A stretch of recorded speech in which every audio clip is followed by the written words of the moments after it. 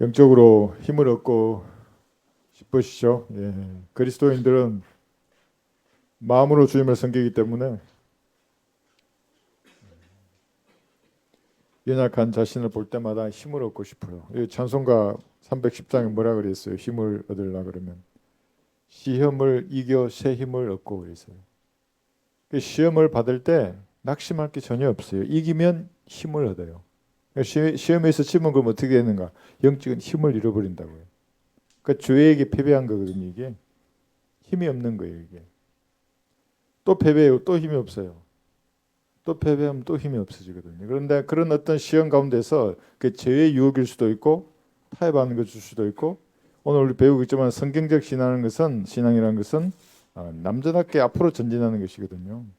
그게 아니고 막 역선스러워가지고 몸도 못 전하고 주님을 시인해야 될 자리에서 시인하지도 못하고 그런 연약한 사람으로 살게 되거든요. 그러니까 어떤 시험이든지 이기면 주님이 정말로 힘을 주시는 거예요. 이게 성경적 그 올바른 교리 위에 선 그리스도인으로 말하는 겁니다.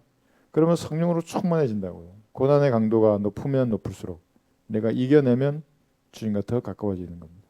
사람을 보지 않아요. 주님만을 보고 이 세상을 살려고 하는 것입니다. 솔로몬의 노래 우리 오늘 5장 16절 한 구절 공부할 텐데 그 앞에 구절 잠깐 보고 그 다음에 공부할 텐데 여러분 그 좋은 그 질문과 답변이 얼마나 아름다운지 여러분 아십니까? 예, 그러니까 어떤 질문을 했을 때 핵심을 찌르는 질문들을 할 때 저는 참 기쁘다고요. 예. 그리고 그 답을 하면 알아듣는 성도도 또 기뻐요. 어떤 분은 질문도 했는데 자기도 질문을 이해를 못하고 또 내가 그 답을 해주면 알아들을 것 같지가 않아요. 그럼 참 이게 의사소통이 잘 안 되잖아요, 그죠? 근데 우리 성도들은 다 이해하시지만, 그래서 오늘 우리 행제님 한 분이 좋은 질문했어요. 사람이 죽으면 어떻게 될 것인가? 최종적인 상태. 여기에 답을 해줄 수 없는 종교는 종교가 아니에요. 그 가장 높은 가르침인데 사람이 궁극적으로 어떻게 될 것인가? 이 제시를 못 해줘요. 불교가 제시를 못하고는 종교가 아니죠. 그냥 그 가장 높은 가르침 저 아래 어느 곳에 있는 거죠. 인간이 만들어낸 거죠. 물론 마귀가 만들었지만. 로마 가톨릭 마찬가지고 개신교회들 마찬가지예요. 개신교회가 이 진리를 어떻게 알겠어요? 우리가 예수님과 똑같은 하나님의 몸이 되는 거예요. 그러면 신인 하빌론 이게 성경적인가? 성경적이죠. 휴구 때 그렇게 되는 겁니다. 지금이 아니고 지금 말하니까 그게 사이비가 되는 거예요. 신천지처럼 순교자의 영이 자기 몸에 들어오면 육체가 영생한다 그러고 신인 하빌론을 주장하고 그런 것은 이제 마귀적인 것이죠. 그러나 휴거 때가 되면 그렇게 될 거예요. 그리고 영원 시대의 어느 날이 되면 다시 우리가 그렇게 된다고 우리가 배웠습니다. 사람이 죽으면 어떻게 되냐고요. 그것을 내가 정말로 믿고 세상에 되어가는 환경을 보고 또 세상 사람들을 바라볼 때에 사람이 죽으면 어떻게 될 것인가. 저 사람은 어떻게 되지? 구원 안 받았는데 어떻게 되지? 성경적으로 여러분이 알고 말하면 이제 여러분들 예언하는 사람이 되는 겁니다.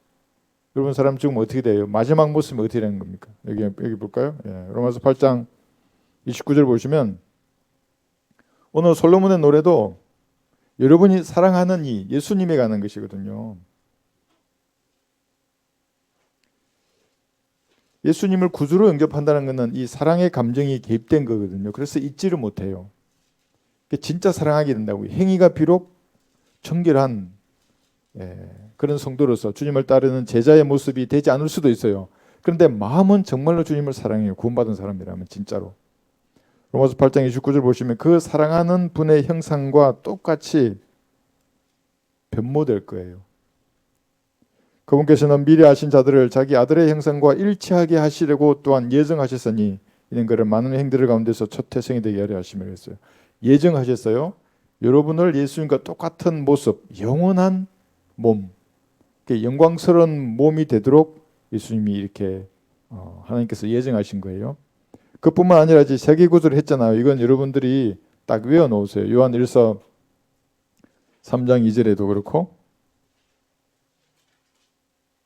사랑하는 자들아 이제는 우리가 하나님의 아들들이라 우리가 어떻게 될 것인지는 아직 나타나지 아니하였으나 그가 나타나시면요. 예수님이 공중에 여러분의 이름을 부르시면 나타나시면 이 말입니다. 우리가 그와 같이 되리라는 것을 아노니 이는 우리가 그분 그대로 그분을 볼 것이기 때문이라. 그러니까 그리스도인은 부활하신 예수님의 영적인 몸과 똑같은 몸으로 변모될 것이 예정이 되어 있는 거예요.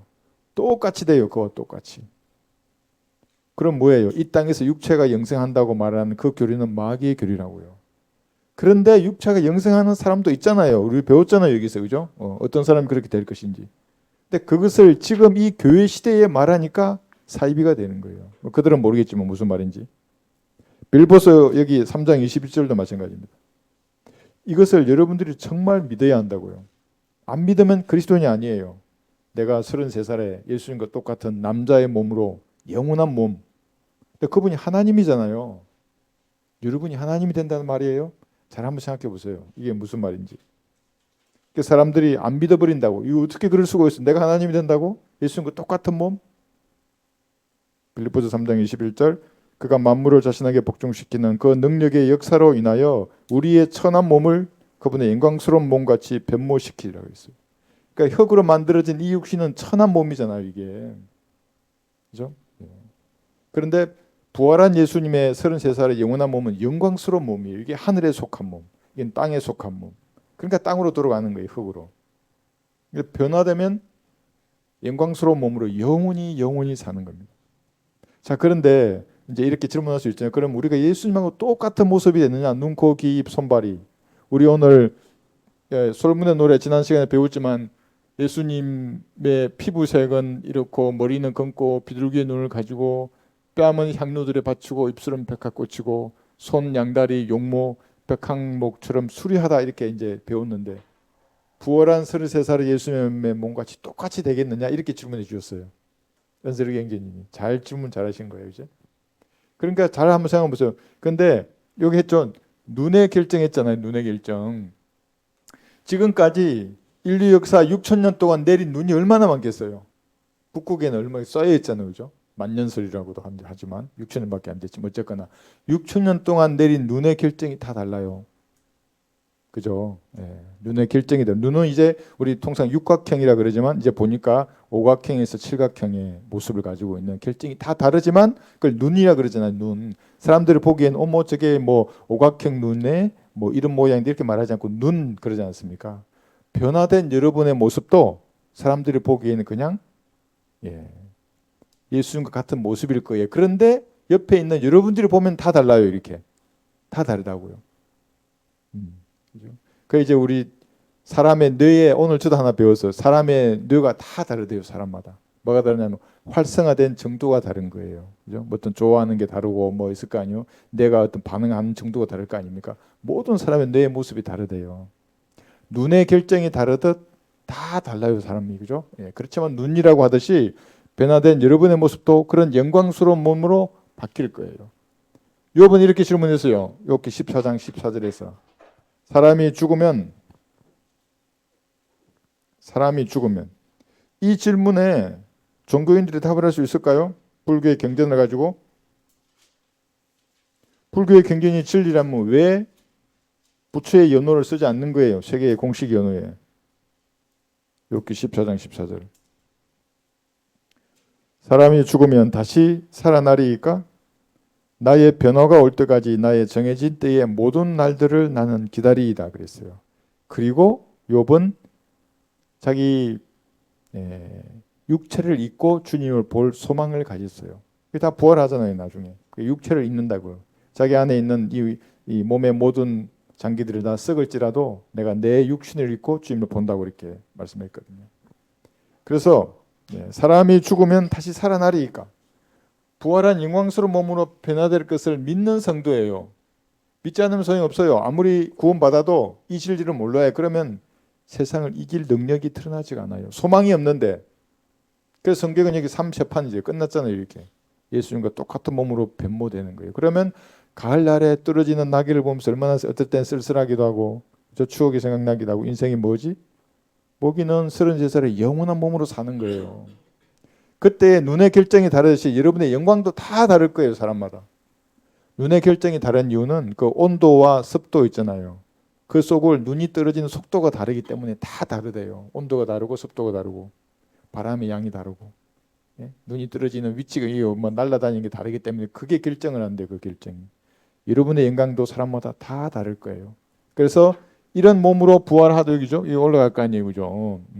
하더라도 눈의 결정만큼이나 다르지만 한 사람과 똑같아요. 그분이 예수님이에요. 그러니까 여러분을 보면, 예수님 여기도 있네라고 할 수 있어요. 그런데 내가 보기엔, 자매님이구나, 형제님이구나 아는 거예요. 그런 모습으로 여러분이 변화될 겁니다. 그러니까 이게 뱀처럼 매달린 예수님이잖아요, 그죠? 이 사실을 믿지 않는 사람들은 풀무새에서 뱀처럼 영원히 사는 거예요. 그들의 벌레가 되어서. 하나님의 어리석음이라 그래요. 이게 세상 사람들보다 더 지혜로운 겁니다. 비웃잖아요. 이게 안 믿고 안 믿는 사람들 이걸 비웃는 거예요. 이렇게 된 거예요. 뭐 하나님인데 왜 죽어? 예수님이 실패해서. 그래서 통일교가 등장하고, 예? 삼위일체를 믿지 않는 모든 사람은 마귀의 자식들이에요. 한번 생각해 보세요. 마귀의 자식이래요. 그러니까 벌레처럼 수치를 당하신 예수님을 부인하기 때문에 자기는 벌레가 되어서 불못에서 영원히 고통당할 거예요. 그 피를 부정하는 사람들이에요. 여러분들은 그렇지 않기 때문에 세상을 이길 소망을 여기서 갖는 겁니다. 33살의 영원한 모습으로 변모될 것이 예정되어 있습니다. 자, 이 정도만 하시고 솔로몬 은혜로 5장 9절 보시면 지난 시간에 한 거예요. 지금 이게 9절에는 9절 잠깐 볼까요? 성경 뺐으니까 너 여자들 중에서 가장 어여쁜 자야. 지금 교회를 말하는 겁니다. 예수님의 피로 구원받아서 예수님과 같은 그런 몸으로 변화될 것이 예정되어 있는 사람. 그러니까 하나님이 예정하셨기 때문에 아무도 이 예정을 바꿀 수 없어요. 교회 시대의 성도만의 특권입니다. 내가 사랑하는 이가 남이 사랑하는 자보다 무엇이 더 나으냐? 내가 사랑하는 이가 남이 사랑하는 자보다 무엇이 더 낫기에 우리에게 이같이 부탁하느냐 하면서 이제 쭉 하셨어요. 그런데 이제 그 예수님의 피부 톤으로부터 했죠. 지난 시간에.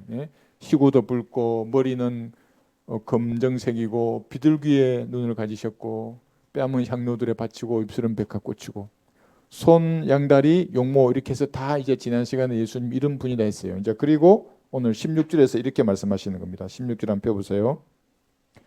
그의 입은 지극히 달콤하니 참으로 그는 모든 것이 사랑스럽도다. 오 예루살렘의 딸들아 나의 사랑하는 이는 이러하고 나의 친구는 이러하도다 그랬어요. 가만히 한번 생각해 보세요. 과연 여러분이 예수 그리스도를 사랑하는지. 그래서 저한테 그렇게 질문하면 뭐라 그럴까요? 여러분의 마음이 진짜 어디 있는지 한번 생각해 보세요. 여기 나와 있는 것대로 이제 이걸 교훈으로 여러분에 적용하는 겁니다. 교훈으로. 그렇게 했을 때 과연 나도 예수님을 사랑하는 거죠. 그래서 나의 사랑하는 친구에 대해서 여기서 다시 한번 살펴보고 입이 달콤하다 그랬잖아요. 이게 이제 이것이 단순히 육체적인 사랑을 말하는 거 아니에요. 그럼 여기서 얻을 거 하나도 없어요.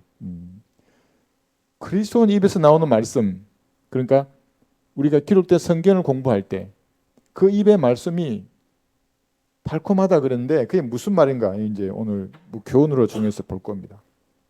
골로새서 4장 6절 한번 볼게요.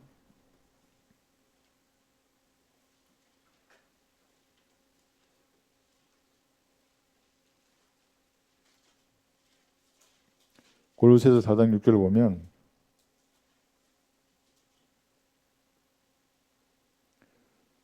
너희의 말이 항상 은혜와 더불어 있게 하고 소금으로 맛을 내듯 하라. 이는 각 사람에게 어떻게 대답해야 하는가를 알게 하려는 것이라 그랬어요. 이 말의 그 성경적 의미를 오늘 살펴보는 겁니다. 이게 다른 사람의 비율을 맞추라 그러지 않아요? 다른 사람의 비율을 맞추어서 그냥 기분 좋게 만드는 걸 뭐냐면 그 성경 걸 자의적 겸손이라 그래요. 아주 경계한다고요. 죄예요 그건. 다른 사람 기분 맞추면 안 돼요. 물론 그렇다고 해서 함부로 말하지도 않아야 되겠지만 말할 때 주의해야 되거든요. 근데 그 여기서 소금으로 맛을 내듯 말을 하는 말의 의미가 뭐냐면 이런 거예요. 비성경적인 교리를 여러분 들었어요. 특히 저같이 이제 주님이 설교자로 부른 사람에게 들었어요. 그걸 침묵해야 되겠어요? 말해야 되겠어요? 그 상처가 드러난 거거든요. 그게. 그러면 그 상처에다 소금을 뿌려야 한다고요. 그럼 듣는 사람이 어떻게 해서 얼마나 따가워요? 여러분 상처에 소금 뿌려보셨어요? 얼마나 따가워요? 그렇게 신랄하게 말해야 한다고요. 설교자들은. 그럼 그리스도인들은 어떻게 말해야 되니까 성경적으로 그걸 판단해서 말해야 돼요. 아닌 건 아니라고 김근기라고. 여기 예레미야 48장 10절을 보시면, 그래서 제가 지난 10월 27일 연합대 예배를 그렇게 설교 시간에 1시간 내내 깠던 겁니다. 그 종교를 연합하는 게. 예레미야 48장 10절. 상처가 드러나면 소금으로 문질러야 돼요, 거기를. 소금으로 그게 맛을 내는 겁니다. 예레미야 48장 10절을 보시면, 주의 일을 거짓되이 행하는 자는 저주를 받을 것이요 자기 칼을 피로부터 숨기는 자도 저주를 받으리라 하고 말해야 한다고요. 세대적 진리를 말하지 않고 거기서 구약 아래에 있는 성도들에게 말씀을 선포하든지 듣기 좋은 말을 하잖아요. 그럼 전부 지옥에 가자 이 말이에요, 사실은. 주의 일을 거짓되이 하는 자들이 전부 다. 그리스도인들 거기를 당연히 동조하면 안 되고 가도 안 돼요, 거기에. 물론 그들이 말하는 차별금지법이라든지 동성애를 반대하는 것은 성경적이에요. 그러나 거기에 서로 교리가 다른 사람들이 모이는 것 자체가 비성경적이라고요. 자, 생각해 보세요. 알미니안주의자 그러면 감리교도들은 내 개인의 의지로 예수님을 구주로 영접하는 거예요. 그런데 장로교인들은 무조건적 선택을 믿잖아요. 예정론을 구원에다가 적용하는 사람들이니까 서로 교리가 다르지 않습니까, 이게. 그러면 내가 장로교인이면 칼빈주의를 공부한 사람이에요. 그럼 내 이것이 진리를 확신하면 알미니안주의학은 밥도 먹으면 안 돼요. 교제하면 안 된다고요. 여기. 그렇게 가르치는 사람들하고. 자기 걸 안 믿기 때문에 모이는 거예요. 그게. 그럼 뭐 성경적 진리를 믿는 우리는 뭐예요? 우리는 구원받을 때는 감리교인이에요. 구원받고 나면 구원이 영원한 보장을 믿잖아요. 그 측면에서는 우리도 칼빈주의자라고요. 성경을 찾은 구원을 믿기 때문에. 거기 침례교 목사도 있을 거 아니에요. 그러면 자기가 재침례 교도의 후예라고 말하는 사람들이 거기서 세례를 주는 사람들하고 같이 거기서 집회를 한다고요? 그럼 자기는 침례 교인이 아니라고 말하는 사람이에요. 그게. 그렇지 않아요? 그러면 그 사람들이 말하는 주의 일은 주의 일이 아니지만 제가 보기엔 주의 일을 여기 10절에서 말했잖아요. 주의 일을 거짓되이 행하는 자는 저주를 받을 것이요 자기 칼을 피로부터 숨기는 자도 저주를 받으리라. 피로부터 숨기는 게 뭐예요? 구령하지 않는다고 이 사람들은. 왜냐하면 하나님의 백성인데 그 모여 있는 사람들이 100만 명이 하나님의 백성으로 착각하는 거예요. 구원받지도 않은 사람들을 모아놓고 하나님의 이름을 부르고 있어요. 소금을 뿌려야죠. 거기에 동조하고 있어 사람들이. 마가복음 9장 50절 보시면 소금이 없으면 화평이 없어요. 왜 소금이 없으면 화평이 없을까요? 썩어버리기 때문에 그래. 같이 썩는다고요. 세상 과학과 같이 섞게 돼 있어요. 변기된 성경을 부패한 성경이라고 하지 않습니까? 그 부패했다는 말이거든요. 썩었다는 말입니다. 소금을 뿌려야 한다고 거기에. 그래서 우리 보면 다른 변개된 성경을 얼마나 신랄하게 그거는 잘못된 번역이라고. 그거는 이 개념이 없다고 얼마나 신랄하게 까고 있어요 지금. 그게 성경적이라는 겁니다. 그게. 마가복음 9장 50절. 아니 뭐 좋은 게 좋은 건데 좀 좋은 말하고 서로 인정받고 이렇게 손잡고 가면 되지 않느냐. 그리스도인이 아니에요. 그런 사람들은. 마가복음 9장 50절을 보시면 소금은 좋은 것이라. 그러나 소금이 그 짠맛을 잃으면 무엇으로 맛을 내리요. 너희 안에 소금을 두고 서로 화목하라고 하시더라. 소금을 둬야 하는 거예요. 그러니까 뿌려야 된다고요. 그래야 썩지 않아요. 그러지 않고 이제 뭐 아이고 목사님 이러고 예, 아이고 누구님 이러면서 그런데 모여가지고 초교포로 인 앞에서 뭘 말하잖아요. 그게 하나라도 물론 성경적인 게 전혀 없으면 말이 안 되니까 성경적인 게 들어있어요. 그러나 그 전체적인 게 뭐냐면 누르게 들어가 버렸잖아요. 거기에 반성경적인 내용이 나올 수밖에 없어요. 그게. 그러니까 여자 목사가 거기 말하는데 막 뭐 알면 그러고 군받지 않은 목사가 나와가지고 예, 거듭남을 모르는 목사예요. 거기에. 제가 그 성경 공부를 들었다니까요. 그 교회 성도들 중에 군받은 사람 내가 본 적이 없어요. 나도 한 명 봤거든요. 우리 그 자매 집에서 포장마차 말하는 아주머니를 봤어요. 군받았는데 포장마차 가야 되냐 안 가야 되냐인가 뭐 그런 군 안 받으니까 그런 질문 하는 거예요 사실. 그러니까 영접기도 하자 해도 하도 누룩으로 세뇌가 됐기 때문에 그냥 예, 한다고요. 주기도문 외우듯이 영접기도를 한다고요. 어떻게 무슨 일이 일어나요 그런 사람들에게. 그러니까 신뢰하게 깔 수밖에 없어요 그런 사람들은. 그래가지고 혹시라도 깨어난 사람이 있으면 구원받는 거거든요. 함께 주님을 섬길 수 있으면 섬기고. 그래서 소금으로 맛을 내들 한다는 말의 의미가 상처가 드러나면 소금으로 문질러야 합니다. 그래야 화목해요. 그러지 않으면 함께 썩을 거예요. 세상과 함께 썩게 돼 있어요. 그 다음에 은혜와 더불어 말하라 그랬지 않습니까? 이 말의 의미가 다른 사람의 비유를 맞추라가 절대로 아니에요. 유쾌 상쾌하게 분위기 깨트리지 말고 말하라 이 말도 아니에요. 예레미야 한번 보세요. 예레미야 23장 29절에서 지금 은혜와 더불어 말하는 것의 예를 여기 들었는데 구약의 예를 하나 들었고 나머지 신약의 예들이에요. 이게 예레미야 23장 29절에서는 이렇게 말하면 이제 트러블 메이커가 돼요. 그래도 말해야 돼요. 때가 되면 주님을 시인해야 할 그 시간에 시인해야 합니다. 예레미야 23장 29절 주가 말하노라 내 말이 불같지 아니하냐? 바위를 부수어 쪼각내는 큰 망치같이 아니하냐 그랬어요. 불같지 아니하냐?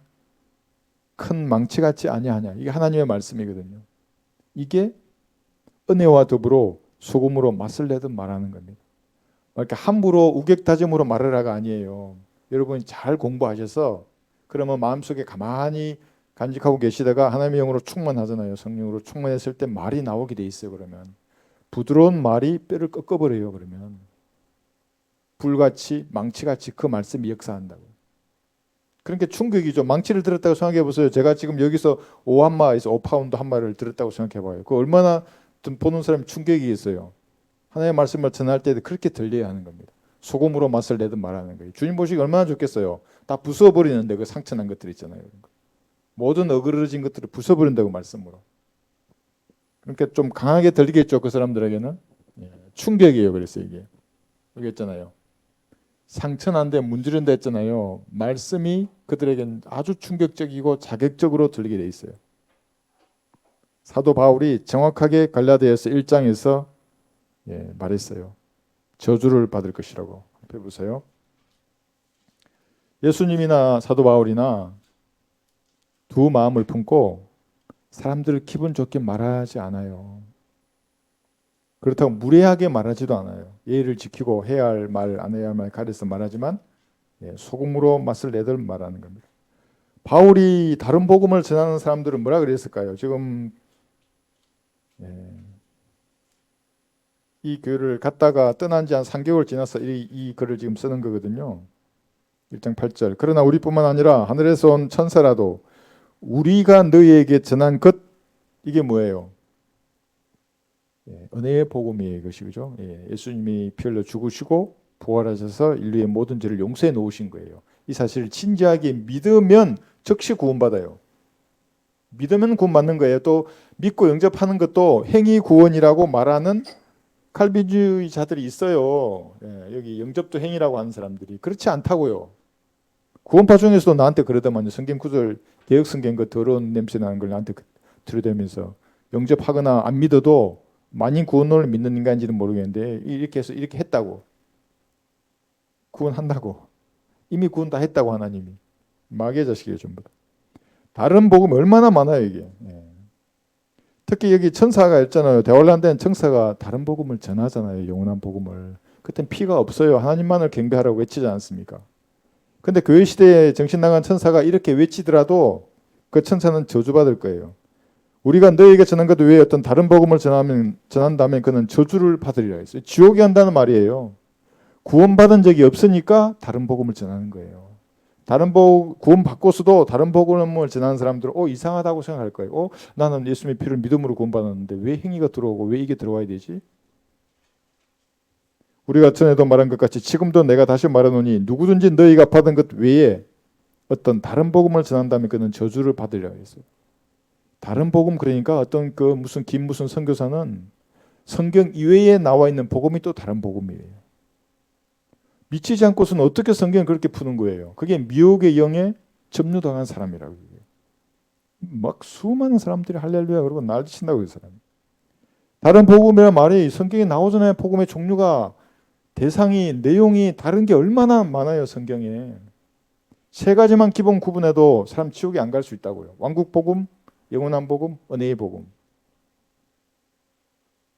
내가 이제 사람들에게 호감을 사랴 아니면 하나님께 사랴 아니면 내가 사람들을 기쁘게 하려고 하겠느냐? 내가 아직도 사람들을 기쁘게 하려고 한다면 나는 그리스도의 종이 아니니라 했어요. 이게 은혜와 더불어 소금으로 맛을 내듯 말한 사도 바울이에요. 그죠? 타협하지 않는다고요. 봐주지도 않아요. 아이고 뭐 목사님 하나님의 종이니까 그렇게 사시고 저는 좀 유하게 사실랍니다. 이제 그러면은 그 종이 뭐냐면 그리스도의 종이라 그랬잖아요. 예수님의 피를 믿어 구원받은 모든 사람은 종이잖아요. 구속돼 있으니까 팔렸잖아요. 예수님의 피값으로 종이라고요. 목사님 큰 종이고 나는 작은 종이고 목사님은 그리 사세요. 나는 뭐 세상 사람들과 친구로 지내랍니다. 물론 그들하고 우리가 결례하지 않고 그 선을 지켜야죠. 공중도덕 규범문을 지키는 측면에서는 우리가 더 뛰어나죠. 그 사람들보다. 그런데 비성경적 교리가 말해지거나 아닌 게 이러고 딱 들이잖아요. 그러면 그거는 아니라고 말해야죠. 그죠? 침묵하고 있으면 동조하는 것입니다. 다른 복음을 받은 저주를 받는다 그랬어요. 교회 시대에는 오직 갈보리에 설리신 예수님의 피를 믿음으로 구원받아요. 자기 죄를 위해서 그렇게 했다는 거. 그런데 여기 얼마나 이단이 많은지 좀 전에 제가 예수님을 구주로 영접하지 않거나 믿지 않아도 이미 죄가 용서됐기 때문에 구원받았다고 말하는 사람도 있는 반면에 누가 나한테 댓글 달았다가 지웠던데 이 사람 뭐냐면 휴거 신부가 되려면 다른 사람의 죄를 용서해야 되고 타인을 정죄하지 말려나 보고 내가 막 뭘 하잖아요. 이렇게 휴거 신부의 기준이 어디 있어요? 나한테 성경 구절 대봐요 한번. 그 사람은 누가복음 6장을 대는데 누가복음 6장은 신약이 8호도 안 된 말씀이잖아요. 그 용서하라는 그 구절 들이대면 구원 안 받은 사람이라고요. 죄는 용서한다고 용서하는 게 아니잖아요. 이게 누가복음 6장 여기잖아요. 아직 십자가에 피 흘리기 전에 거부됐기 때문에 이 복음은 이때 다시 전해질 거예요. 이게 대환란 때 천연왕국 때는 진짜 그렇게 해야 된다고. 이 육신을 입은 사람이 다른 사람 죄를 용서해 줘야 돼요. 전혀 성경을 나누지 않기 때문에 자신은 영적인 까막눈인 걸 모르는 거예요. 여기서 사도행전 13장 41절을 볼게요. 사도 바울의 은혜와 더불어 소금으로 맛을 내듯 말하는 말씀이 여기에도 있습니다. 사도행전 13장 41절.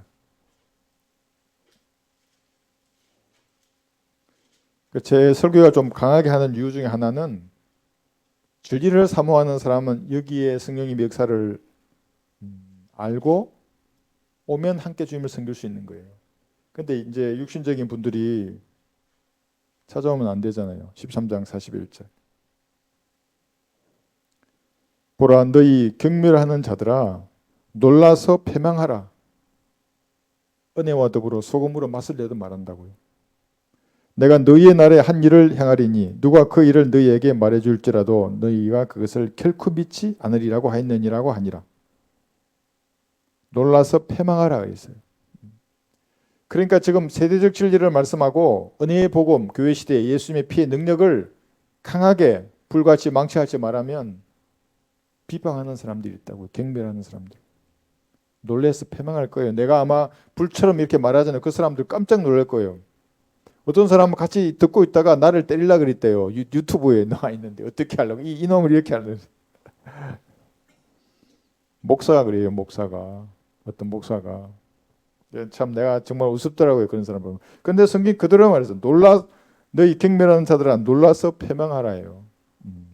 46절 보세요. 그때 바울과 바나바가 담대하게 말하기를 하나님의 말씀을 먼저 너희에게 전해야 하는 것이 마땅하나 너희가 그 말씀을 외면하고 너희 스스로가 영생을 받을 자격이 없다고 판단하니 보라 우리가 이방인들에게로 향하노라 그랬어요.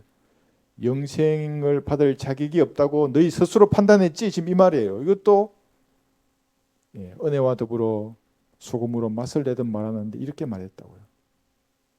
이게 무슨 말이에요? 유대인들은 십자가에서 예수님을 거부했잖아요. 메시아를 죽여버렸어요. 사도행전 7장에서 스데판이 그 죄를 지적하면서 지금이라도 받아들이라 했을 때 받아들였으면 되는데 또 죽여버렸어요. 스데판을. 그리고 또 어떻게 배반했어요? 은혜의 복음마저도 유대인들이 거부했어요. 사도행전 찾아보세요. 20장 24절에서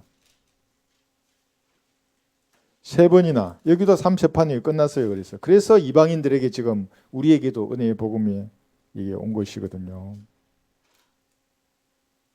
사도행전 20장 24절. 그러나 나의 달려갈 길을 기쁨으로 끝마치고 내가 주 예수로부터 받은 사역 곧 하나님의 은혜의 복음을 증거하기 위해서라면 이런 일을 전혀 개의치 아니할 뿐만 아니라 나의 생명도 조금도 아끼지 아니하노라. 바울은 확신한다고요. 33살에 영원한 몸으로 변화될 것을. 그러니까 자신의 생명도 조금도 아까운 것으로 여기지 아니하였습니다. 이게 그리스도인의 기본적인 신앙이에요. 여기 은혜의 복음이잖아요. 이 거부예수 유대인들이. 그래서 그 유럽에 있는 유대인들, 아시아에 있는 유대인들, 로마에 있는 유대인들이 거부한다고 했다. 그러니까 결국에는 여러분에게 이런 복이 찾아온 것입니다. 그렇죠? 예. 스스로가 영생을 받을 자격이 없다고 판단한도다 이렇게 말했어요. 사도행전 7장 54절 보시면 우리가 전파하는 이 복음이 이 마귀의 세력에게는 이를 갈게 하는 거예요. 사도행전 7장 54절. 스테판이 지금 왕국 복음을 외치는 거거든요. 스테판이 천국 복음이라고도 하는 너희가 메시아를 주겠어 지금으로 받아들이라. 진리를 받아들일 때 그러니까 그 경륜에는 그게 진리예요. 이 말씀을 지금 또 우리에게 구원의 교리로 전하면 뭐예요? 사도 바울의 말처럼 저주를 받아서 지옥에 간다고 그 사람은. 이걸 구분해야 되죠. 한번 보세요. 54절. 그들이 이런 말을 듣고 유대인들이 지금 진리를 들었어요. 이제 마음이 상하여 그를 향해 이를 갈더라 했어요. 그런데 지금은 여러분이 전하는 것은 아까 사도 바울이 말했던 은혜의 복음이잖아요. 예수님의 피로 당신의 죄가 다 용서되었다고. 당신이 구원을 위해서 할 것은 너무 늦어버렸다고. 아무것도 도와줄 게 없다고. 2000년 전에 끝나버렸다고 이미.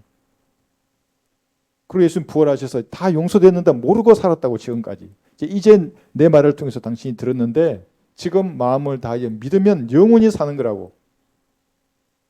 진짜 믿겠냐고. 나와 함께 기도하자고.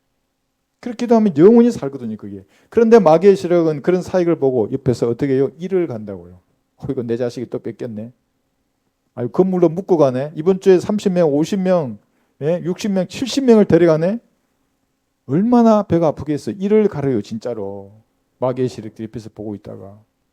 저도 이게 혼자서 판사하고 있으면 저 앞에서 들어오지도 못하고 뭐가 누가 있는 것 같다고 그냥 기도한다고요. 좀 쫓아내달라고. 얼마나 이를 갈겠어요. 쟤들이. 그죠? 우리 이 땅에도 은혜의 복음을 밝은 빛을 비추고 북한에도 비추고 하잖아요. 우리가. 또 다른 나라 은으로도 지금 번역해서 막 비추잖아요. 은혜의 복음을. 그 얼마나 걔들이 싫겠어요. 이를 가겠어요. 아이고 막 갈 거예요. 이렇게. 그래서 여러분들이 서로를 위해서 기도해야 하는 겁니다. 불쌍히 여기고 다 연약한 육신을 입은 사람들이 하나님의 영의 일을 하려고 하잖아요. 육신은 연약하거든요. 그래서 불쌍하게 여기고 그를 위해 기도해야죠. 우리 오늘 기도 제목도 업데이트하고 있는데 기도하면서 그 사람이 주님께서 맡겨주신 이 사명을 잘 감당할 수 있도록 주님의 영으로 충만케 해주시고 보호해 주시고 오늘도 승리하게 해달라고 그렇게 해야 하는 것입니다. 그죠? 그래서 여기 보시면 이런 거예요. 17장 23절 보세요. 사도행전. 지금 우리는 소금으로 맛을 내듯 은혜와 더불어 말하는 것이 무엇인지를 찾고 있습니다. 17장 23절 보시면 지나다니다가 너희가 섬기는 대상을 보았는데 알지 못하는 신에게라고 새겨놓은 제단도 있었노라. 그러므로 너희가 알지 못하면서 섬기는 그 대상을 너희에게 알게 하리라. 이 말이 무슨 말이에요? 너희는 모른다는 거예요. 전부 다. 내가 알게 하게 한다는 거예요. 이게 소금으로 맛을 내듯 말하는 거예요. 이 알지 못하는 신에게 섬기는 이 버릇은 지금도 수많은 사람들을 지옥으로 데려가요. 이 사람들이 불가지론자라거든요. 하나님을 어떻게 알아? 진리를 어떻게 알아? 죽어 봐야 알지. 불가지론자예요. 전부 다. 알 수 있죠. 성경만 펴면 되는데. 물론 펴기 싫어하니까 걔들은 결국 예수님을 만나겠지만 백보자 심판에서. 알게 하리라 그랬어요. 그러니까 여러분들이 밖에 나가서 누구를 만나서 대화를 나누는데 이 사람이 구원받고 바른 성경을 가지고 올바로 나누어 공부한 그 교리 위에 서 있는 사람을 만나기가 얼마나 어렵겠어요. 그 외에는 전부 알지 못하는 신을 섬기는 사람들이에요. 여러분이 말할 땐 여러분이 알게 하리라 하는 이 심정으로 말하는 거예요. 몰라요, 몰라. 하나님은 모른다고요. 자기가 만든 하나님이에요, 사실. 성경을 모르는데. 우리가 믿는 하나님은 성경의 하나님인데 어떻게 하나님을 알겠어요? 그죠? 네. 그래서 알게 하리라 하는 이 말이 소금으로 맛을 내라. 사도행전 여기 23장 3절 보시면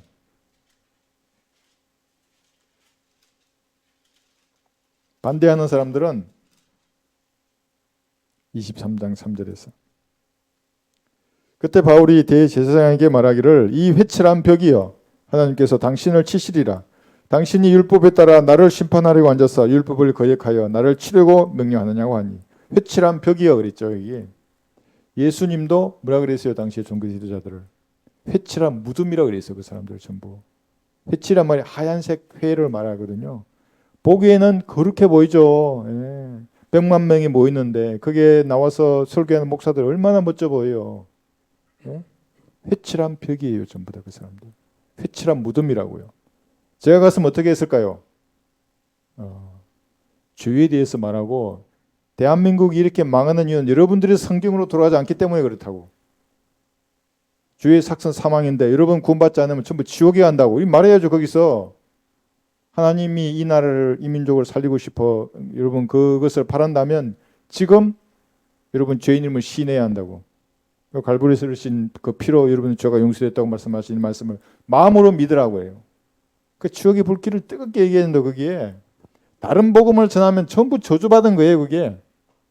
그런 말 한마디도 않고 그 모이는 사람이 하나님의 백성으로 여기고 그냥 살려달라고 얘기하고 뭐 회개한다 그러고 CCM 하는 거 막 이렇게 춤추고 뛰고 잔투도 유튜브로 뜨더라고요. 그 사람들 CCC 추고 막 이렇게 하고 막 젊은 애들 나와서 흔들면서 춤추고 놀고 하나님하고 전혀 무관한 거예요. 그것이. 그래서 여러분들이 이것이 만약에 이런 말이라는 걸 알았다면 소금으로 맛을 내야 하고 은혜와 더불어 말한다는 것이 그렇다면 뭐냐면은 용감하게 말씀을 전파하게 돼 있어요. 여러분이 전도지를 들고 밖으로 나갔잖아요. 그런 마음의 자세를 딱 가지고 이제 구령 사례도 들었고 어떻게 구령하는지 간증도 이제 들어서 가지고 있잖아요. 그럼 그걸 마음에 다 새겨두고 성령으로 충만케 해달라고 기도한 다음에 나가는 거예요. 그러면 자유대련이기 때문에 성령께서 끄집어내요. 예화를. 말씀을 끄집어낸다고요. 이 사람에게 가장 적합한 것을. 다만 여러분들 처음 시작할 때 뭐라고 주님 말해야 됩니까? 기도하면 돼요. 저 아저씨는 뭐라고 그러죠? 낙업을 얘기해야 되나? 인생을 말해야 되나? 주님께 말씀을 주십시오. 그런 마음으로 가셔서 그러면 선생님께서 진짜로 가르쳐 준다고. 이거 몇 번 해보시면 돼요. 자, 그래서 용맹한 이런 주님의 군사로서 말씀을 전파하게 됩니다.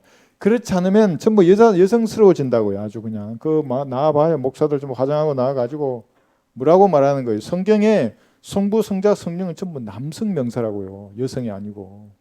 그리고 여자 하나님도 나왔어요. 아주 네 정말 독생녀도 나오고 독생녀는 저기 통일교에서 나오고 여자 하나님은 하나님의 교회인가? 네, 할머니도 하나님이라고 그러고. 성경이 어찌 된 거예요? 전부 남성인데 이게 해놨잖아요. 이게 남자답게 남자답게 여자답게는 성경이 없잖아요. 남자답게라고요. 그렇죠? 그렇지 않고 이렇게 하지 않고 긍정적이고 유쾌, 통쾌, 상쾌하게 말하는 거, 기분 좋게 말하는 거 누가 하는 말이에요? 에덴에서도 말했지만 그러니까 마귀가 여자에게 처음으로 한 말이 참으로 긍정의 말이거든요. 그것이. 그래서 그 말이 장녀들이 쓴다고요. 잠언 19장 16절을 펴보세요. 잠언 9장 16절. 그러니까 종교적인 창녀들도 항상 그래서 긍정으로 말한다고요. 긍정적 무슨 사고, 목적이 이끄는 삶. 성경을 모르니까 그런 쓰레기를 보는 겁니다. 잠언 9장 16절을 보시면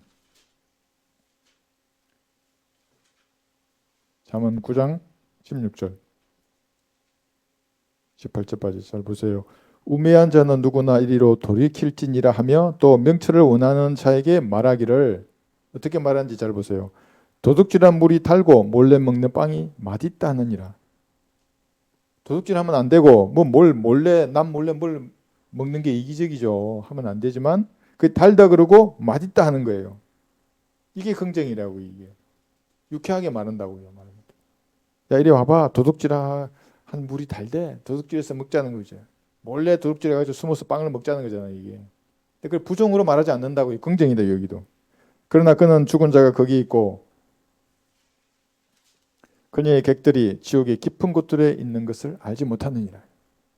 그죠? 그러나 우리는 이 골로새서 2장 8절 펴보세요. 지금 우리는 입에 달콤한 말씀, 은혜와 더불어 소금으로 맛을 내듯 말하는 것에 대해서 찾고 있습니다. 골로새서 2장 8절 보시면 세상의 교육이나 학문들 있잖아요. 그걸 어떤 시각으로 바라봐야 할 것인가. 아무도 너희를 철학과 헛된 속임수로 노략질하지 못하도록 주의하라. 그것들은 사람의 전통과 세상의 유치한 원리를 따른 것이며 그리스도를 따른 것이 아니니라.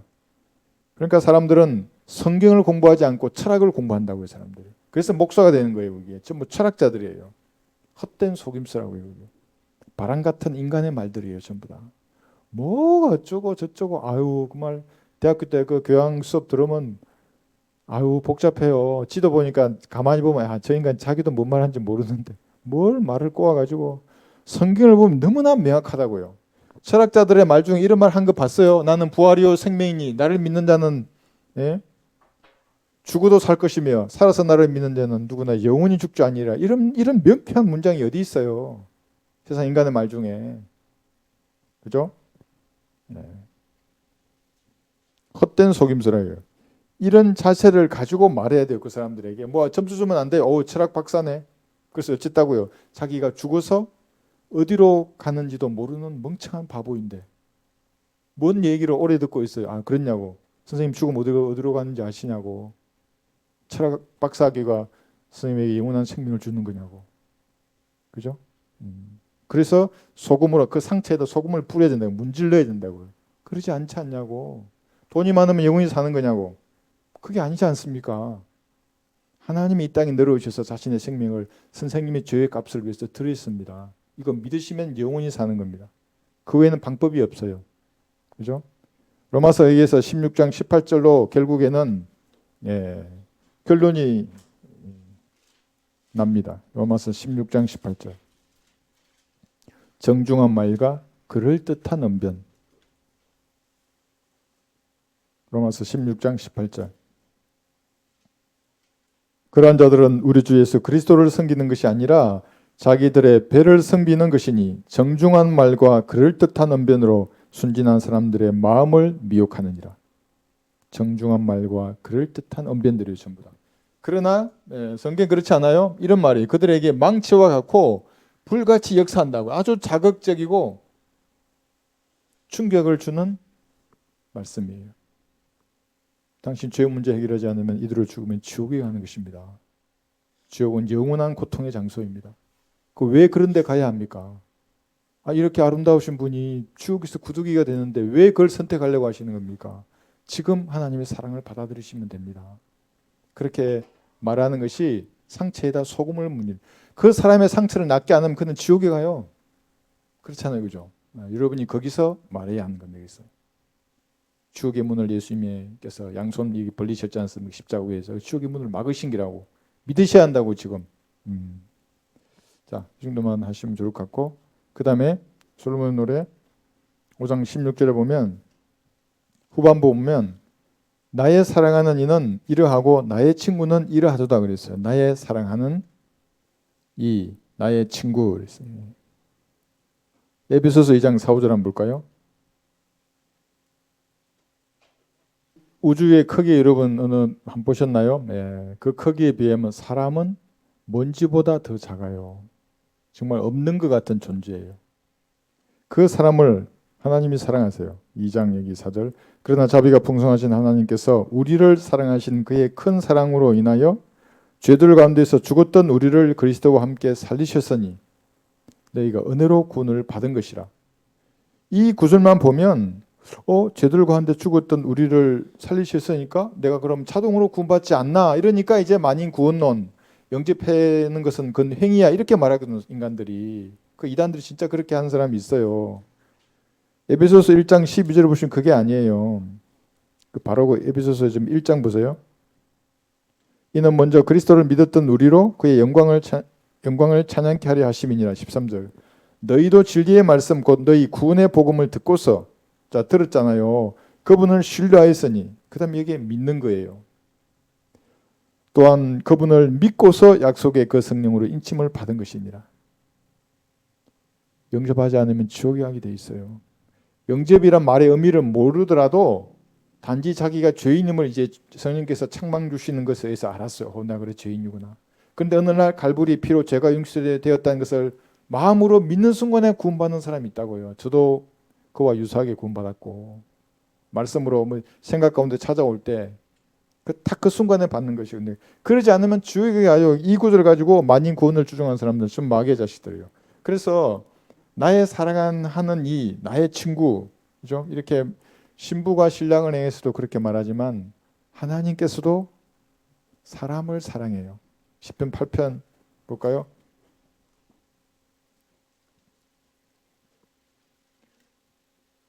세상은 사랑하지 않지만 세상에 있는 사람들을 사랑하신다고요. 과거에 2000년 전에 갈보리 십자가에서 또 지금도 사랑한다 그러고 그러면 또 다른 복음이에요. 예.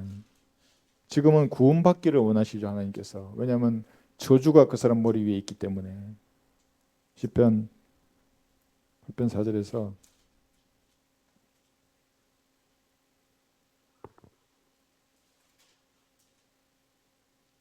사람이 무엇이기에 주께서 그를 마음에 두시며 인자가 무엇이기에 주께서 그를 돌보시나이까.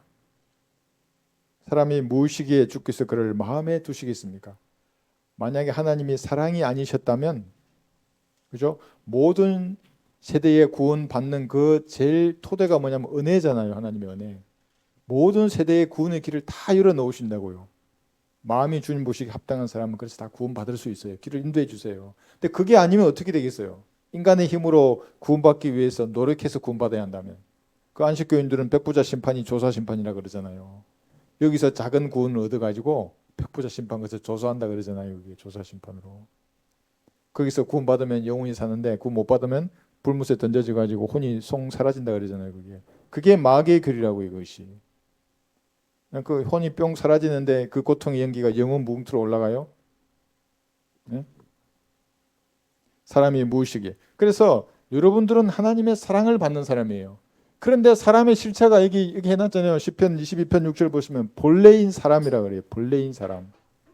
물론 예수님의 혼이 지옥에까지 내려가셔서 실제적인 벌레가 되었고 또 십자가에서 고난 당하시는 그 모습을 벌레라고 비유로 설명할 수도 있어요. 그러나 사람은 벌레 같은 존재예요. 예. 디모데전서 1장 15절에 나와 있는 것대로 주님과의 교제 가운데서 죄인의 우두머리를 다른 사람의 죄를 들추는데 쓰지 말고 자신이 죄인의 우두머리임을 알아야 합니다. 그리스도 예수께서 죄인들을 구원하시려고 세상에 오셨다는 이 말씀은 신실하며 온전히 받아들이기에 합당하도다. 죄인들 중에 내가 우두머리라. 이것이 사실은 여러분의 고백이 되어야 된다. 그래서 주님과의 사랑의 무슨 마음이 주님의 사랑의 마음을 여러분이 알게 되고 여러분도 마음을 주님 알아요. 근데 나는 죄인의 우두머리 아니라 좀 거룩한 사람이고 뭐 선하고 착하고 이런 자세로 주님 앞에 가서는 아무것도 얻을 수 없어요. 그래서 여기서 이런 사람을 사랑하셨어요. 벌레인 사람, 죄인의 우두머리, 원수 되었을 때 하나님의 원수. 어떤 사람 그 잘잘법에 이 사람이 와가지고 예수님은 원수를 사랑하지 아니했다 이러면서 또 이상한 말을 하더라고요. 회칠한 벽이요 이렇게 말한 거 가지고 그런 것 같은데 그러니까 원수를 사랑한다는 말의 의미를 모르는 거예요. 그게 어느 시대에 누구를 향한 교류인지를 모르니까 그따위 말로 예수님을 모독하고 있는 거예요. 아주 유명한 교수예요, 그 사람도. 그러나 예수님께서는 원수를 위해서 자신이 벌레처럼 십자가에서 고난 당하신 거예요. 하나님은 사랑이시기 때문에. 지금 우리는 이거 배우는 거예요. 예수님 하나님께서 여러분을 사랑하신다는 것. 창조주의 사랑을 받는 사람들입니다.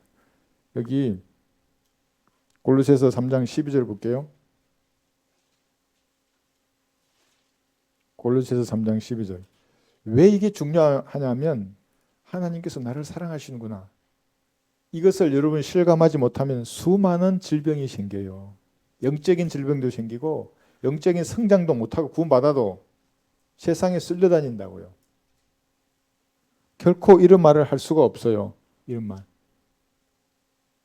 이런 남자다운 강한 믿음을 가질 수가 없어요. 하나님께서 나를 사랑하신다고. 그 사랑으로 충만해야 할 수 있는 말들이거든요. 이게 골로새서 3장 12절을 보시면 그러므로 너희는 하나님의 택함을 받은 거룩하고 사랑받는 자로서 자비로운 마음과 친절과 마음의 겸손과 온유와 오래 참음으로 옷 입으라 그랬죠. 거룩하고 사랑받는 자로서요. 갈보리의 피를 믿는 사람은 하나님의 사랑을 받는 사람이에요. 창조주가 여러분을 사랑하신다고요. 네. 그런데 이런 사랑으로 여러분이 충만하지 않으면 어떻게 되냐면 여기 나와 있죠. 박스에 그려놓은 것대로. 이것은 뭐냐면 애정 결핍이 나타나는 질병들을 네 가지 지금 그려놓은 거거든요. 그러니까 여러분이 죄에 연루되면 하나님이 나를 사랑하신다는 그 사랑이 확 식어버려요. 하나님 나 같은 놈도 사랑하신다 이렇게 된다고요. 아까 서두에서 제가 시험을 이겨내라 그랬잖아요. 시험을 이겨내면 하나님께서 힘을 주신다 했잖아요. 이것이 사랑으로 충만해져요. 시험을 이겨내면. 그런데 그런 시험에 내가 지고 세상에 끌려다니면은 이게 있잖아요. 경계성이 뭐냐면 폭력적이래요. 애정결핍. 어렸을 때 진짜로 사랑을 못 받고 큰 사람들은 폭력적이 돼요. 커서도. 그 다음 뭐예요? 의존성. 다른 사람의 사랑을 받기에 그 사람을 의존하게 돼 있어요. 그 다음에 연극성 뭐예요? 연기한다고요. 사랑받으려고 다른 사람의. 자기 애적 이게 뭐예요? 자기가 사랑을 못 받는 게 아니라 다른 사람들, 자기를 사랑하지 않는 다른 사람들을 무시하게 된다고 이게 세상 사람들이 말하는 애정의 결핍이 부른 이런 현상들인데 만약 여러분들이 이 자라온 성장 과정은 다르겠지만 하나님의 사랑으로 내가 충만하지 않으면 이 중에 하나에 걸리게 돼 있어요. 그 다른 사람에게 연극성 장애 있잖아요. 이게 계속 사랑받으려고 노력한다고 인간에게.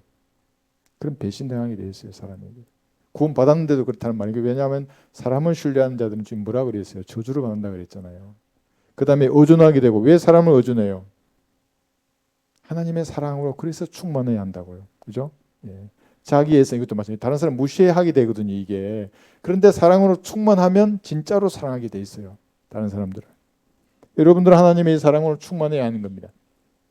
그러려면 여기 아까 우리 3장 12절 봤잖아요. 그 밑에 13절을 보시면 뭐냐면 새 사람에 대해서 쭉 이렇게 언급해 놓은 거거든요.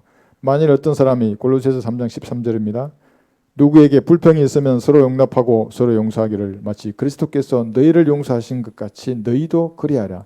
제일 먼저 용납하고 용서하는 거예요.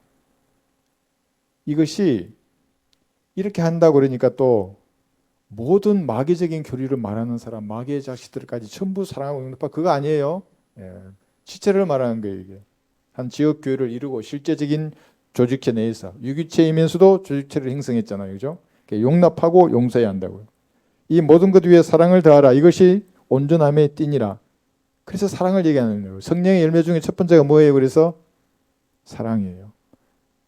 사기화전은 사랑, 기쁨, 화평이에요. 이게 개인적인 변화가 먼저라고 이게. 그 다음에 타인과의 변화예요. 그 다음에 하나님과 관계의 변화가 일어나게 돼 있거든요. 성령이 맺을 때.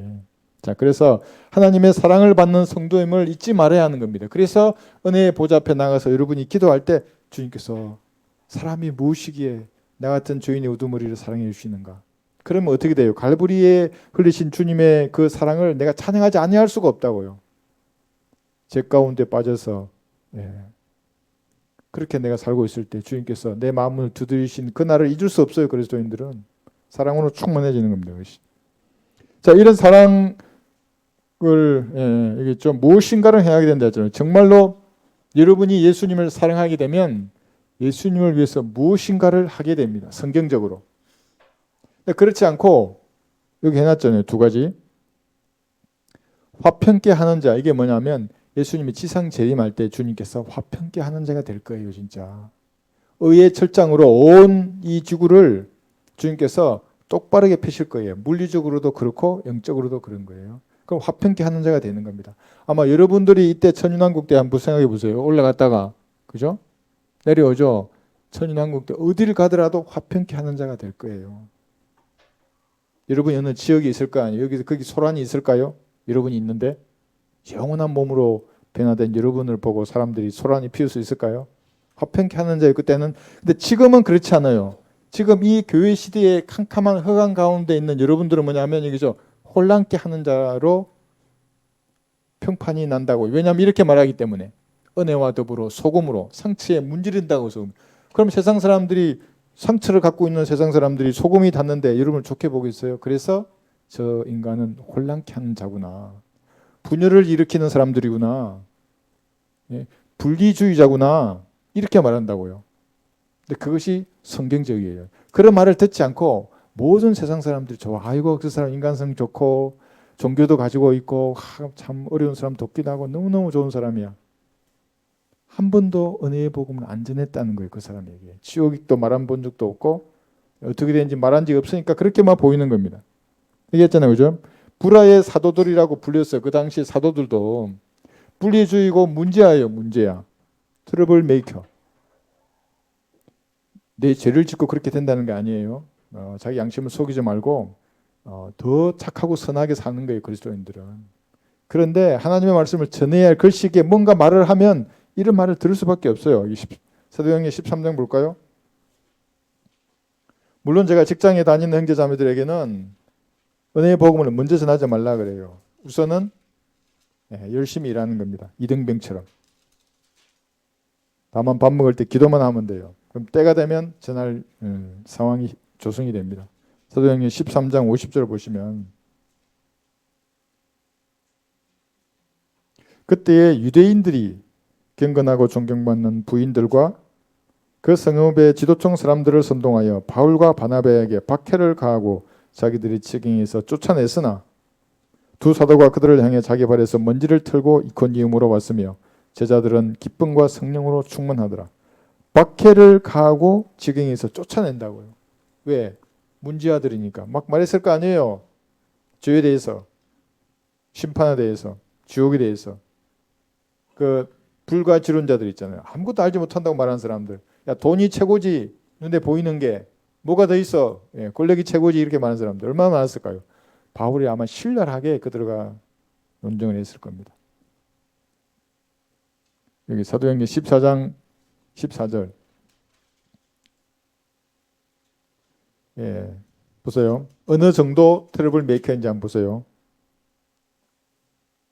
그때 사도 바나바와 바울이 그의 그 말을 듣고 자기들의 옷을 찢으며 무리 속으로 달려가서 외치며 말하기를 여러분 어찌하여 이 같은 일을 하느냐. 우리도 여러분과 같은 성경을 지닌 사람으로 여러분에게 전하는 것은 이러한 어리석음을 버리고 하늘과 땅과 바다와 그 안에 있는 만물을 지으신 살아계신 하나님께로 돌아오라는 것이라. 멋지지 않아요? 저는 옷은 안 찢잖아요. 말할 때. 그런 반성경적인 걸 보더라도 성경적으로 이게 외치잖아요. 막 내 옷을 찢고 하나요? 막 이렇게 그 정도로. 그런데 자기들의 옷을 찢잖아요. 바나바와 바울은 옷까지 찢으면서 그런 반성경적인 것은 하지 마라 그러고 강력하게 했어요. 이제. 문제아들이죠. 그들이 보기에는. 한번 더 볼까요? 이게 사도행전 17장 5, 6절. 세상을 소란케 했던 사람들입니다. 그러니까 지금은 가족 중에 화평은 보다는 이제 진짜로 내가 은혜의 복음을 알고 이 성경적 진리 위에 섰잖아요. 그러면 분리예요. 제일 먼저. 이거부터 볼게요. 17장 5절. 그러나 믿지 않는 유대인들은 사도행전 17장 5절입니다. 시기하여 시장터에서 불량배들을 데리고 와서 무리를 모아 온 성읍을 소란케 만들고 야손의 집에 쳐들어가서 사도들을 백성에게로 끌어내리고 하더라. 그러나 그들을 찾아내지 못하니 야손과 다른 형제 몇 사람을 성읍의 행정관들 앞으로 끌고 와서 외치기를 세상을 소란케 한 자들이 여기에 왔도다. 세상을 소란케 한 자들이에요. 이게 합당한 평가의 세상에 바라보고 두려울 거 없어요. 그런데 그리스도인들은 이 우리가 영광스러운 몸으로 변화될 천년왕국 때에는 어디를 가더라도 다 평정이에요. 화평케 해요. 화평. 의의 철장으로 예수님 다스리시잖아요. 여러분도 그럴 거예요. 악을 행하는 자가 있다면. 그러니까 다 평탄이 되는데 지금은 아니잖아요. 지금 여러분들이 성경적 교리나 이런 신앙으로 무장해서 그 믿음을 실행하기자 이렇게 했어요. 그러면 이렇게 되는 거죠. 이렇게 혼란케 하는 자, 불의의 사도, 분리주의, 문제아라는 평판을 들을 수 있어요. 근데 지혜롭게 쓰는 거예요. 당연한 평판이에요. 우리가 무슨 악을 행하거나, 그죠? 다른 성경과 다른 말씀을 전하지 않았거든요. 그럼 이기적이지도 않다고요, 그리스도인들은. 다른 사람, 아까 내 이등병 같아 했잖아요. 특히 직장에서 같이 동료들하고 일할 때에는 진짜 이등병 같아야 된다고요. 우리 형제도 이등병 같이 하나 모르겠다. 직장에서 상급자 볼 때, 뭐 물 한 잔 마실 때도 상급자 먼저 줘야지. 다른 직장 내 걸 이기적이면 신앙이 빛을 발휘할 수가 없어요. 제일 먼저 중요해. 이기적이지 않아야 된다고. 근데 하나님의 사랑으로 충만하면 이기적일 수가 없어요. 근데 내가 너무 잘하려고 하니까 내가 좀 천천히 하라고 했잖아요. 너무 눈치 보지 말고 하라고 했는데, 그래서 다르다는 것입니다. 예수님을 진짜로 사랑하면 성경대로 무엇인가를 행하려고 하는 겁니다. 이게 첫 번째고, 두 번째가 뭐였어요? 이게 하나님의 말씀을 지킨다고요. 여기 요한복음 14장 23절 보세요. 말씀을 지킨다는 말의 의미가 성경 말씀에 없음이라고 되어 있어. 개역 성경에 하나님 말씀이 아니라고요. 주님을 사랑하는 사람, 왜 여기 없음이지? 이것에 깜짝 놀란다고요. 이게 왜 없지 말씀이? 예수님 이빨이 빠졌네? 예수님 앞니가 빠진 거예요? 자신이 한 말 13구줄이나 없어지게? 여기 다 있잖아요. 이만희 씨가 나와가지고 이렇게 말하더라고요. 성경도 하나고 하나님도 한 분인데 우리 다 같이 천국 갑시다. 영어 성경은 500가지가 넘는데 한국 성경 10가지가 넘고, 개역 성경은 삭제되어 있잖아요. 13구절 예수님 하신 말씀이 없어지고 3만 5천 군데가 변개되어 있는데 어떻게 성경이 같냐고요. 하나님도 달라요. 믿는 하나님, 성경이 다르면 다른 신을 섬기는 거라고. 그것이 거기서 난 교리가 부패되어 있잖아요. 여기 사도행전 요한복음 14장 23절, 예수께서 대답하여 그에게 말씀하시기를 나를 사랑하는 사람은 내 말들을 지키리니 그러면 나의 아버지께서 그를 사랑하실 것이며 또 우리도 그와 함께 우리도 그에게 와서 그와 함께 우리의 거처를 그와 함께 정하리라 그랬어요. 내 말들을 지키리니 그러잖아요. 지켜야죠. 하나님의 말씀을. 왜 없음이라고 되어 있는 걸 당연시하면서 그 성경을 읽냐고요. 교리가 다른데. 교리가 다르면 이렇게 돼 있어요. 이게 다른 복음을 전하게 돼 있다고요. 자, 오늘 여기까지 공부하겠습니다.